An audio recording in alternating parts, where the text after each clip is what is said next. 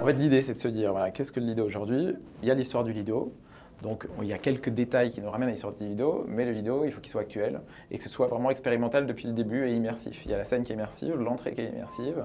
On arrive dans la rotonde qui est une espèce de respiration ou un mix d'époques finalement, mais qui reste assez contemporain. C'est presque comme un vaisseau spatial avec ce plafond en miroir qui est complètement réverso, où les gens vont se voir dessus-dessous, et avec les desks tout illuminés. Et ensuite, on part comme ça dans les vantaux de la salle pour arriver à cette salle qui est comme un grand salon très chaleureuse avec du bois, des tons ambrés, du rouge. L'idée, c'est que même s'il y a des éléments extrêmement sérieux, d'art décoratif, de travail de marqueterie, de laitonnerie, de cloutage, finalement tous les matériaux sont très luxueux, qui soit comme un grand salon très chaleureux, avec des éléments où on se dit tiens, ils ont rénové des choses qui étaient là, mais finalement qui n'ont jamais existé ici, et d'avoir cette sensation comme si on avait toujours connu le Lido, mais qu'il était avec un énorme lifting et avec beaucoup de peps et de fantaisie. Le salon du dessus, tu l'as pas vu? Ah non, j'ai pas Ah bah je t'emmène.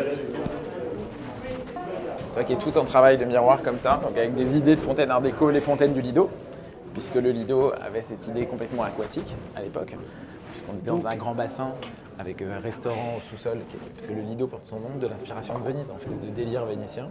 Et donc nous, on a remis les fontaines à l'étage, et avec ce côté comme ça, presque un peu boîte de nuit des années 80 mélangée. On m'a fait pailleter juste une pluie de paillettes noires sur toutes les coursives. Puis tous ces détails, tu vois, de découpe, de colonnes. Et je sais pas si tu as fait attention quand tu es en bas de la salle. Si tu regardes, toute la scène se reflète dans les rubans de laiton, qui permet d'avoir cette brillance de partout en fait.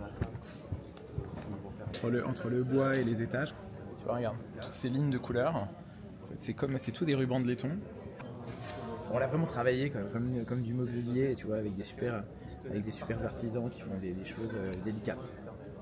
Donc la scène monte, mais en fait c'est toi qui descends. C'est-à-dire que quand on est là... Ici on est là, et en fait, quand le spectacle commence, tu vois la scène monter, mais c'est pas la scène qui monte. C'est nous qui descendons, et il y a les marches qui viennent qui se créent ici. Et on descend à 90 cm plus bas.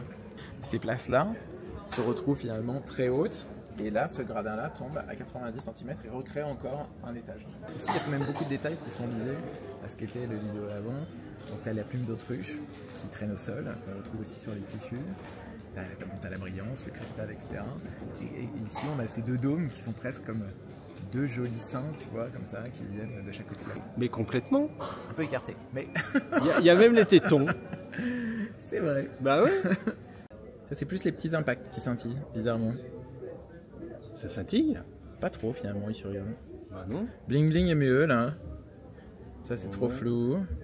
Bah, tu vois, ça brille déjà tellement naturellement qu'elle sait plus où prendre son... Un peu plus. Alors que là, tu vois les petites bordures.